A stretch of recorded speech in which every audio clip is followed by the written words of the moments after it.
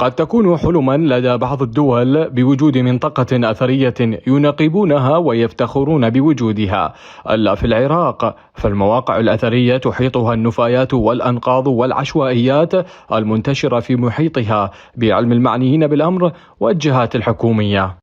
هذه تلة أثرية، فلا الآثار جايين وفاتحينها ومنقبينها، ولا الحكومة إلها شغل بهذا الموضوع، وإحنا مغلقين يعني بنا تجاوز التلة، على أساس يقال إنه إلى تاريخ دولة المناذرة، يعني كانت أحد الحصون أو المراقبة، برج مراقبة كأن يكون هي يعني تابعة إلى منطقة الأخيضر.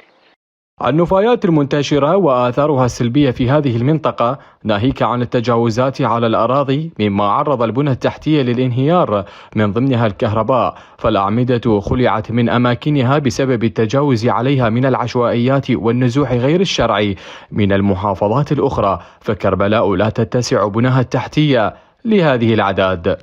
سووا المجاري اللي ورا، وهذا ما حد يقدر يشتغل به، لكون هاي التلة موجودة بها آثار، منطقة أثرية يعتبروها، يمنعوهم من الآثار، يمنعوهم من الشغل. وعندنا هاي الزباية تكرمون، هاي أوساخ يعني يجون يحرقوها ودخان وتكرمون ذبان وترتيبات، يعني هاي يومية على المادة، على هذا يومية تجي، حتى البلدية راجعنا ما ادري شنو، ما حد يجي ينظف.